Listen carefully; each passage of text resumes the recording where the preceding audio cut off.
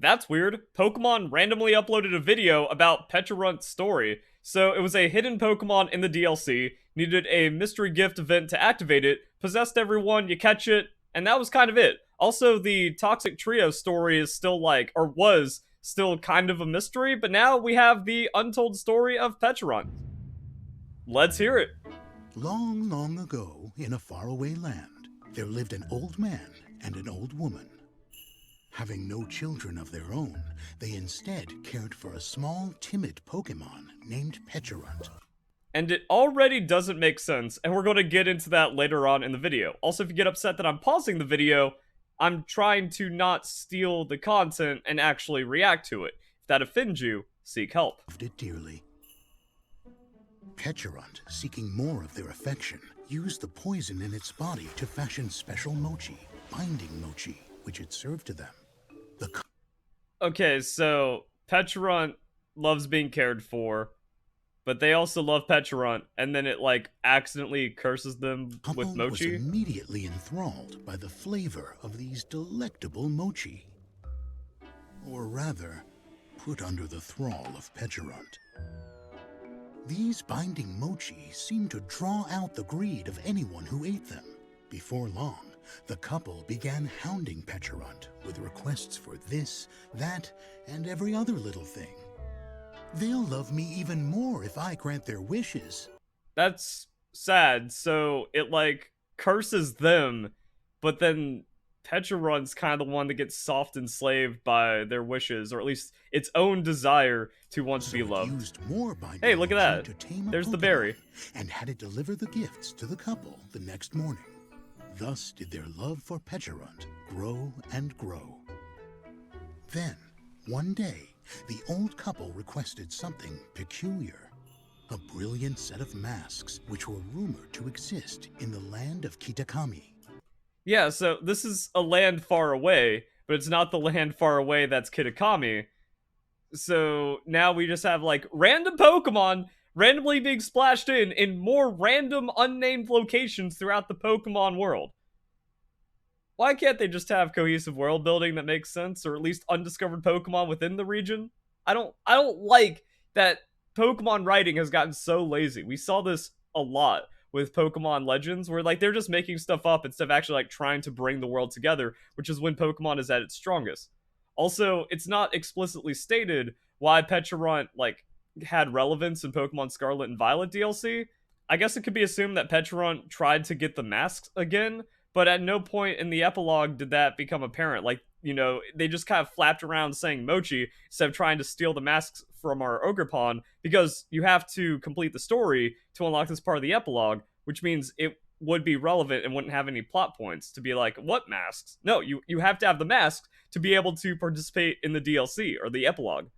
Pecharunt, who had long grown tired of the same old requests, set off excitedly for the land of Kitakami, eager to retrieve the masks and grant the couple's wish. If it's tired of the requests from cursing the old couple, why is it happy to do new requests? Why isn't it just like perma tired of requests? Needs companions. So Pecharunt and there it is with Okidogi, the retainer it had tamed with the power of its poison. So Okidogi being the first helper of Pecharunt, just kind of expanding like, yes, all right, more arbitrary, ambiguous Pokemon it's somewhere in the Pokemon world. And it's hard to kind of like tie these unknown regions together, because you can't oh, this is Unova remakes, because this is more like a traditional Japanese setting still. So it's more related to Kitakami than almost anywhere else in Pokemon world, which is also kind of weird. And I don't think it also hints at a future game, just another region where this happens. But one companion wasn't enough. On the road, the two met Monkey Dory. This Pokemon had the power to see into the near future. It simply had to be made a retainer. See, and now you have to wonder, like, okay, so there were original Pokemon, but then they became new legendary species of Pokemon by getting cursed by the poison Mochi from Pecharunt. Are there other Pecharunt in the world? See, that's what I don't like. And then we also see this with Pokemon like Ogerpon. Ogerpon's from a different region. Urshifu, Kung is a legendary Pokemon just arbitrarily because it's not from Pokemon Sword and Shield.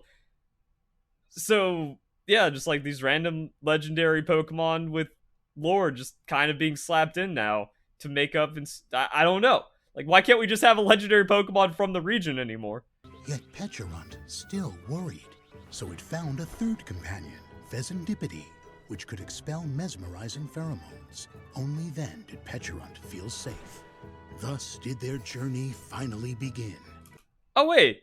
And that's like, hey, we just had Momotaro's story just kind of develop right there, as he made friends along the way, even though it's cursed poison. They crossed fields, mountains, and seas, until Pecharunt and its retainers arrived in the land of Kitakami. Amid the sound of festive drums and flutes, standing amongst the merry revelers, they saw two figures donning glittering masks, Ogerpon and its human partner. And it all comes together. Pecharunt proceeded with caution. First, it had Monkey Dory track down where the two lived. Then, while Ogerpon and the man were away, it had Okidogi and Pheasantipity sneak into the den to quietly steal the masks. Just as they were about to return to Pecharunt, the man appeared. He rushed at the intruders, who had no choice but to fight back. But the man could only muster the strength to protect a single mask. And the thieving Pokemon made off with the remaining 3 in hand. And yeah, and then just like the story, and then the people not knowing the real story, but us getting the story, and all the other weird stuff that happens. The masks belong to Pecharunt. Now they'll love me even more, it thought. But its joy was fleeting. For the enraged Ogerpon was upon them. Panicked, Pecharunt ordered its retainers to stand in its defense. Pheasantipity deployed its beguiling pheromones. Monkey Dory used its foresight to predict Ogerpon's attacks. And Okidogi tried to finish the fight with its raw might. But none of them could stop Ogerpon's terrifying advance. As Ogerpon drew near, Just, I also find it weird how it's like, okay, so then dude died, Okidogi and the others died, and then they kind of came back, because not really, but that didn't seem to have anything to do with Pecharunt. Also, Kieran wasn't cursed, even though when he, like, punched the grave, there was, like, a purple glow on his hand. Who knows what the implications of poison possession are, and then Pecharunt Ogerpon got trembled. mad. It knew its fate was sealed. The masks, its companions, its happy life, Pecharunt had lost them all. As it was sent Through your own careening through greed? the air, it mustered the last of its strength to withdraw into its shell. On and on it rolled, until it finally came to a rest, somewhere in the forest. Perhaps it rests there still, waiting to be awakened, so it can finally grant the old couple's wish. The old people are also dead too. See, that's the weird thing I don't like about a lot of Pokemon, like, story as well, is the ambiguity of the timing. Like, the Pokemon Company or Game Freak doesn't have confidence in storytelling to actually commit to any kind of dates, because then it could conflict with other things because they're not working to build a cohesive world and history anymore. Kurt balls are 200 to 600 years old. Kind of wrote yourself into a hole there with Pokemon Legends Arceus, so you can't say anything. When it comes to other, like, Pokemon history, you just say, long ago, in a land far away, times 20, and by the way, because it's somewhere else, we're calling legendary Pokemon. It's annoying at this point. And then we also have Pecharunt Awakens. Oh yeah, now the sign with Pecharunt is interesting, because we have, like, the tale of the Loyal 3, and then some kid, but that's actually just, like, a poison ghost Pokemon cursing and killing people. Cool. And then it just appeared back and doing its own thing. At least the music was kind of funky.